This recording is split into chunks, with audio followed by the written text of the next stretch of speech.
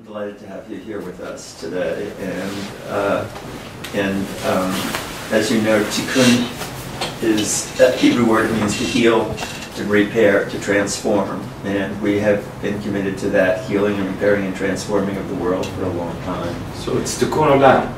Exactly. And you look at it, who's the world? The human being. Mm-hmm. Yeah. And that if we started the transformation of a human being, starts by that, you change our life. Yeah. But on the other hand, personal transformation in the context of an oppressive social order is very, very difficult. Because so much of the social order gets internalized into the person. And so that very often you need to work on both levels at the same time. You need to work on inner transformation and outer transformation. It's difficult, but it's not impossible. And even what I want to ask, anyone of us, what do we want? If you want to start the change, what do we want from life? Right. And then, to answer these questions, and how can he achieve those wishes, goals, and to fit himself to those goals, and at the end, where are we going? Yeah. So, I'd love to hear your answers to those questions. No, I'm here to, if you want to ask, I'm ready to answer any question. That's. Mm-hmm. Well, let's start with this. If it's okay with you, let me start by saying you have a new book out. You have Yes. a book out, and maybe you could tell us a little bit about what you've written about in this book. I wrote this book. I was supposed to write it maybe a few years ago.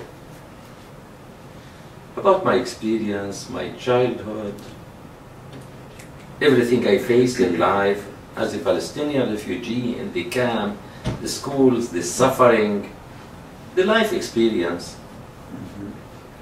and then my practice. You were a doctor in Obstetrics and gynecology. My practices in Israel, with my colleagues, my life, where medicine is needed by all and valued by all, and I think it can bridge between people. And the message from the hospital, in any hospital, is different from any message in other place. Where we treat patients without a relation to religion, ethnicity, name, we don't differentiate between this patient or the other. This is my brother and the other is not, so I can give him more treatment. What is needed, we give. And our aim is to heal all. And all to be cured, to recover, and to live peacefully and happy. So that's the message, what I said. Why not others? Other disciplines, other fields, the leaders, to practice it. To practice, what do we practice within the borders of the hospital? This message that we practice within the borders of the hospital, why not to be adopted outside? When we deal with each other with respect, with the privacy, with goodwill, with care, to give others, to heal others. Not within the borders of the hospital, we treat, and outside, we fight. Within the synagogue or the mosque or the church, we pray and we ask God, and outside we disobey God and we do bad things to each other. That's the message to inspire the people where they lost hope and frustrated by real example, by evidence-based that I led. Nothing is impossible. And we can succeed. And we can repair this world. יש תקווה. There's hope. Yes. there is hope. So, could you tell us a little bit about that background that you're writing about in the book? That you grew up, you were born in where? I was born in Jabalia refugee camp in the Gaza Strip. I am the eldest of my brothers. I have 6 brothers and 3 sisters. My family came to Gaza after 1948, when they left their village, which is close to Sderot. Yeah. It's their village called Huj, Kibbutz Sderot. They own the land there. The Abulaish family's land is about 6,000 dunams. And you can ask the people of the kibbutz there, they know it. Because the kibbutz was founded in 1942. And the independence of Israel was 1948, so they know, even the founders of the kibbutz knows the family well. What And kibbutz was it? Kibbutz Dorot. Dorot. And a sudden, from being in your home, in your land, living in peace, to become a refugee. And to have nothing. To depend on humanitarian aids. I was born to that family with all kinds of suffering as a child, deprived of everything.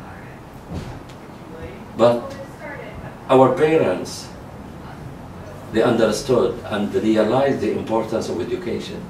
They lost the land, they lost their home, but they didn't lose hope in their children. And this comes through education. So they invested everything in forcing us, in pushing us. Hi. To study and to learn from nothing. And that's most of the Palestinians. We never tasted our childhood. What is a childhood? We're children now. My children, they enjoy their life. I plan everything. I give them everything. But it was a matter of survival. I went to the school. I got my elementary, preparatory school, high school in the Jabalia camp, and I dreamed one day to be a physician, a medical doctor. And I think no one on earth can prevent anyone from dreaming.